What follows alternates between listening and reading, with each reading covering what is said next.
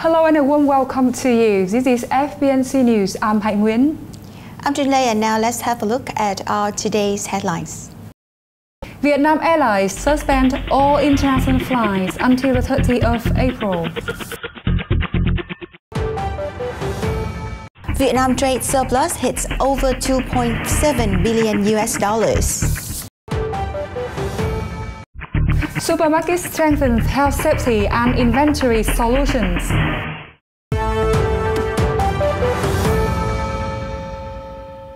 We'll begin with updates on the COVID-19 situation in Vietnam. Now, on 19th of March, Vietnam recorded 11 more COVID-19 cases, bringing the total numbers of patients to 87. Among them, 16 cases have been cured and the rest are now being treated, including 48 Vietnamese citizens and 23 cases are foreign visitors from the UK, Germany, Czech Republic, Spain, France, the USA and Mexico. Most of the new cases have traveled to Vietnam from abroad recently. 3 foreign patients are being treated in Da Nang and Huế. They have been tested negative for the first time. In addition, in Ho Chi Minh City, patient number 32 has also been tested negative. Hanoi has 6 patients, 3 Vietnamese and 3 foreigners. 4 have been tested negative.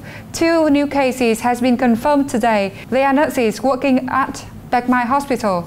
On the other hand, 2 patients have been experiencing severe development. One is a 64-year-old Vietnamese female with vestibular disorders, and another patient is a 69-year-old male UK patient with hypertension and type 2 diabetes. Vietnam Airlines has announced that it will suspend the operation of all international routes until the 30th of April as the COVID-19 pandemic worsens. The carrier will suspend two-way operation from the 21st of March, with Southeast Asia routes including Singapore, Thailand, Indonesia, Laos, Cambodia and Myanmar. The British and Japanese routes are halted in both directions from the 23rd of March, while departures to Germany and Australia will be paused from the 24th of March and returns paused from 25th of March. Due to the increasingly severe development of the COVID-19 pandemic and the policies of restricting entry and closing borders between countries to assist affected passengers, Vietnam Airlines said it will waive fees and conditions for flight dates and itinerary changes for all international passengers affected by COVID-19 before the 25th of March.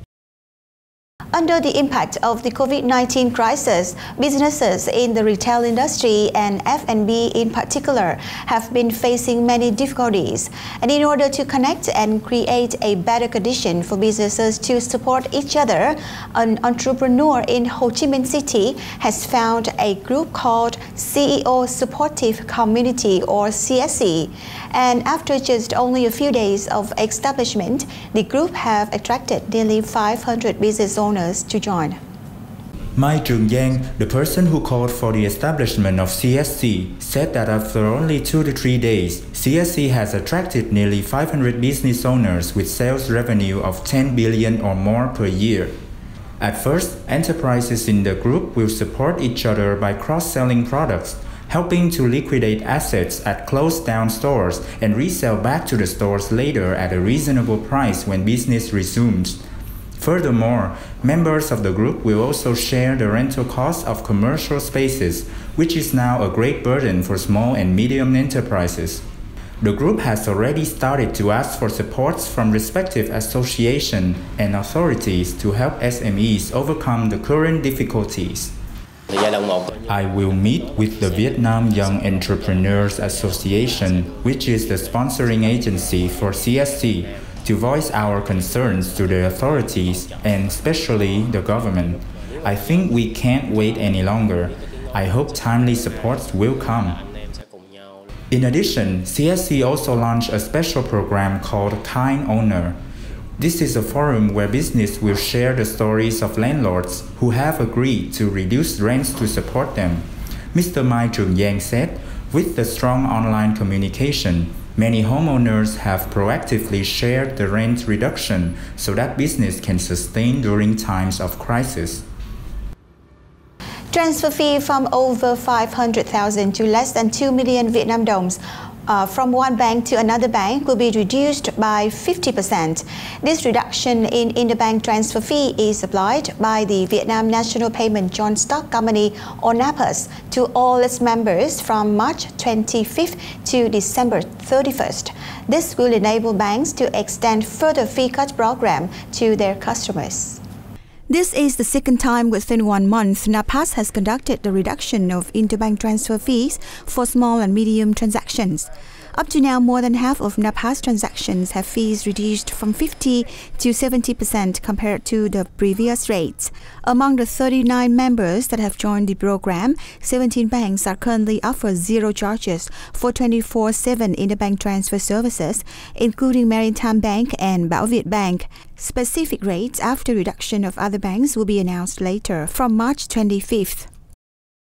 Despite the COVID-19 crisis, according to statistics from the General Department of Vietnam Customs, Vietnam has recorded a trade surplus of more than $2.7 billion from the beginning of the year to the first half of March.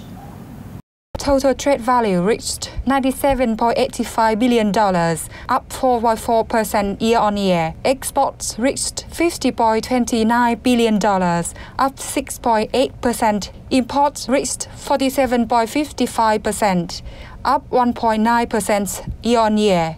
The data showed that the top export was phones and components, with the value of over $10.2 billion, up 8.5% year-on-year. The Ministry of Industry and Trade stated that, in the short term, Vietnam's import and export is forecast to continue facing many difficulties due to the impact of the COVID-19 pandemic in several countries across the world, including Vietnam's key partners such as Korea and Japan. The ministry also said that if the pandemic is prolonged, it could affect Vietnam's 2020 export target. In the face of the fast-spreading COVID-19 pandemic, supermarkets, often packed with shoppers, have recently implemented tougher measures on health safety to curb the spread of the disease. Inventory solutions to ensure supplies in case of surging demand have also been strengthened. Place standees at agencies urging shoppers to join hands in the COVID-19 combat, measure body temperature, and remind shoppers to wear face masks while shopping. Put hand sanitizer right at entrances and on cashier counters for easy access.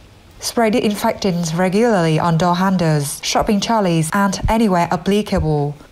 Those are a series of pandemic prevention measures that have been in place at supermarkets nationwide since the beginning of this week as the number of confirmed COVID-19 cases increased. It's observed that complying with the government's regulation, almost everyone who shops at supermarkets wears face masks without having to be reminded by supermarket staff. Shoppers also actively look for hand sanitizers, which are free and often within their reach at store entrances when they enter stores and after they finish shopping. No more panic shoppings. Shoppers now feel reassured, seeing groceries filled on the shelves. I still can find a lot of goods available on the supermarket shelves, and the prices are still the same. Many people share that they do not intend to stockpile for long term, being confident that the pandemic will be in control. I think for products that we can produce ourselves, such as fish and vegetables, there would be no shortages. I think we shouldn't stock up on these products. There's no need to do that. If we buy too much and can't consume all of them, that will be wasted. I don't do bulk buy, I just buy enough for everyday use. No more empty shelves. No more warning signs reminding shoppers to buy one piece at a time. The products that were once in extreme scarcity when the coronavirus started to hit the country, such as hand sanitizers, antibacterial masks, are now also available on the shelves. Things were a bit scarce at first, but we have more supplies now. I think consumers should buy limited items for each product. We don't allow bulk buying anyway, because prices are still the same. In order to meet the recent increasing shopping needs, many supermarkets have increased their inventories by 20 to 30%. the inventories can ensure 1 to 2 week consumption. Items such as rice, noodles, milk, eggs, sugar, cooking oil, frozen and canned foods, etc. are all doubled or tripled at fair prices to ensure the availability of large supplies. In addition to keeping prices stable, many stores also offer special programs with discounts from 15 to 45% on essential goods, health products, and emergency supplies.